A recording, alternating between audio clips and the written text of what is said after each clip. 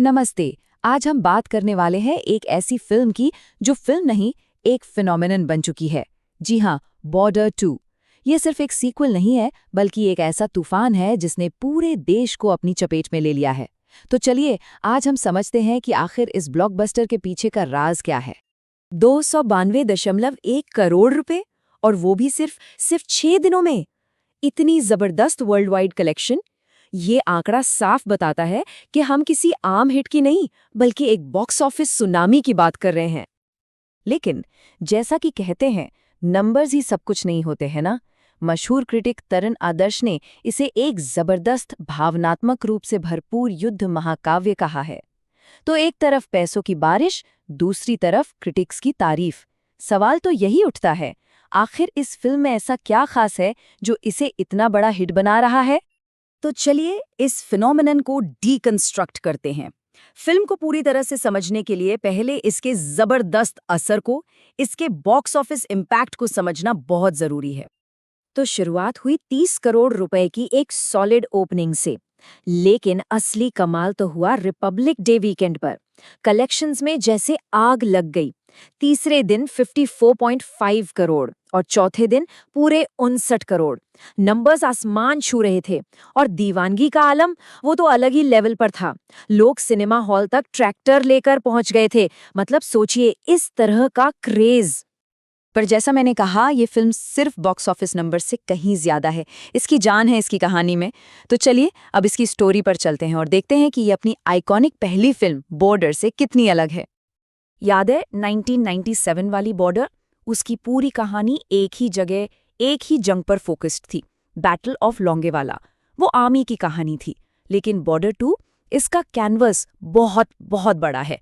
ये फिल्म एक multi front war drama है, जिसमें इंडियन आर्मी, नेवी और एयरफोर्स तीनों सेनाओं के कंबाइंड ऑपरेशंस को दिखाया गया है। स्केल बिल्कुल अलग है।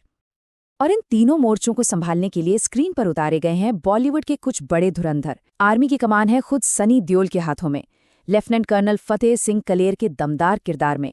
उनका साथ दे रहे हैं मेजर होशियार सिंह दहिया के रोल में वरुण धवन। आसमान में दुश्मनों से लोहा ले रहे हैं दिलजीत दोसांझ, और समंदर की लहरों पर भारत का झंडा बुलंद कर रहे हैं आहान शेट्टी। लेकिन फिल्म की ये विशाल कहानी सिर्फ कल्पना की उड़ान नहीं है। इसकी जड़ें 1971 के युद्ध की एक असली और बहुत ही महत्वपूर्ण घटना से जुड़ी हुई हैं, और यही हमें इसके हिस्टोरिकल कॉन्टेक्स्ट तक ले जाती है। तो सवाल उठता है, आखिर ये ऑपरेशन चंगेज खान था क्या? चलिए इस फिल्म की पजल के इस जरूरी हिस्से को समझते हैं। तो बात है 3 दिसंबर 1971 की। पाकिस्तान ने एक चौंकाने वाला कदम उठाया। कोड नेम था ऑपरेशन चंगेज खान। इसके तहत पाकिस्तानी एयरफोर्स ने इंडियन एयरबेसेस पर अचानक प्रीएम्प्टिव हवाई हमले कर दिए। यही वो चिंगारी थी जिसने 1971 के भारत-पाकिस्तान युद्ध की आग को भड़का दिया। इस हमले ने ही ऑफिशियली जंग की शुरुआत की। इस ऑपरेशन का मकसद बिल्कुल साफ था, इंडियन एयरफोर्स को पहले ही हमले में कमजोर कर देना और हवा में अपनी बढ़त यानी एयर सुपीरियॉरिटी हासिल करना। इसकी प्रेरणा उन्होंने इजराइल के 1967 के हमले से ली थी। अमृतसर, पठानकोट और यहाँ तक कि आगरा समेत कुल 11 इंडियन एयरबेसेस को निशाना बनाया गया। लेकिन पाकिस्तान का ये दाव बुरी तरह उल्टा पड़ गया। हमले ज्यादा नुकसान नहीं कर पाए, और इसके जवाब में उस वक्त की प्राइम मिनिस्टर इंदिरा गांधी ने जंग का ऐलान कर दिया। तो ये तो हुई इतिहास की बात। अब चलते हैं पर्दे के पीछे और देखते हैं कि इस मॉडर्न वॉर एपिक को बनाने में कितनी मेहनत और क्या-क्या लगा। आपको जानकर शायद हैरानी हो, पर इस फिल्म का आइडिया नया नहीं है। जेपी दत्ता ने 2015 में ही सनी देओल का इस सीक्वल के लिए अप्रोच किया था। लेकिन गदर 2 की ऑल टाइम ब्लॉकबस्टर सक्सेस के बाद सनी देओल पर एक्सपेक्टेशंस का पहाड़ था। क्या वो वही जादू दोहरा पाते? गदर 2 के उस तूफान के बाद ही इस प्रोजेक्ट को आखिरकार ग्रीन सिग्नल मिला, और इसकी ऑफिशियल अनाउंसमेंट की गई बॉर्डर की 27वीं एनिवर्सरी पर। एकदम परफेक्ट टाइमिंग। फिल्म की ग्रैंडनेस और ऑथेंटिसिटी का अंदाजा इसकी शूटिंग लोकेशन से ही लग जाता है। मेकर्स ने सिर्फ सेट्स नहीं बनाए, बल्कि असली मिलिट्री ठिकानों पे जाकर शूट किया। झांसी में मिलिट्री ट्रेनिंग सीक्वेंसेस, पूना की प्रेस्टिजियस नेशनल डिफेंस एकेडमी में कैडेट लाइफ, उत्तराखंड के पथरीले पहाड़ों में जंग, पंजाब के खेत खलिहानों में टैंकों की लड़ाई, हर चीज को असली फील देने की कोशिश की गई है। कास्ट की बात करें तो सबसे ज्यादा चर्चा हुई है वरुण धवन की। अक्सर अपनी कॉमेडी और रोमांटिक रोल्स के लिए जाने जाने वाले वरुण ने इस फिल्म में एक गंभीर और पावरफुल परफॉर्मेंसेस सबको चौंका दिया है। क्रिटिक्स इसे उनके करियर का एक टर्निंग पॉइंट, एक करियर डिफाइनिंग परफॉर्मेंस मान रहे हैं। एक ऐसी परफॉर्मेंस जिसने उनके आलोचकों को भी शांत कर दिया है। तो इतनी हाइप, इतनी मेहनत, इतनी बड़ी स्टार कास्ट, इन सब के बाद आखिरी वर्डिक्ट क्या है?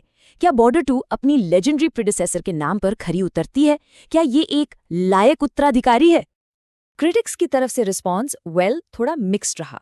जहां एक तरफ तरन आदर्श ने इसे 4.5 स्टार्स दिए, वहीं फिल्म फेयर ने 3.5 और द टाइम्स ऑफ इंडिया ने 3 स्टार्स पर रखा। तो साफ है, फिल्म को पसंद तो किया गया, लेकिन यूनिवर्सल प्रेज नहीं मिली। हाँ, लेकिन एक चीज पर लगभग सभी क्रिटिक्स सहमत थे, performances. The times of India के रिव्यू के मुताबिक सनी देओल फिल्म के अनडिस्प्यूटेड पावर हाउस हैं और वरुण धवन ने एक संयमित और ईमानदार परफॉर्मेंस दी है जिसमें उनकी मैच्योरिटी साफ दिखती है। तो एक्टिंग डिपार्टमेंट में फिल्म ने पूरे नंबर बटोरे। लेकिन जहां तारीफ थी, वहीं कुछ कमियां भी गिनाई गईं, जैसे कि फिल्म विजुअली थोड़ी फीकी थी और इसके विजुअल इफेक्ट्स में इम्पैक्ट की कमी थी। एक और कॉमन क्रिटिसिज्म थी फिल्म की लंबाई। 3 घंटे 19 मिनट का रन टाइम कुछ लोगों को थोड़ा खिंचाव लगा। तो आखिर में सारी बातों का सार क्या है? टेक अवे ये है कि बॉर्डर 2 एक ऐसी वॉर फिल्म है जो इमोशनली लोगों से कनेक्ट करती है। ये अपनी विरासत, अपनी लेगेसी का पूरा सम्मान करती है और साथ ही आज की ऑडियंस के लिए अपने स्केल को अपग्रेड करती है।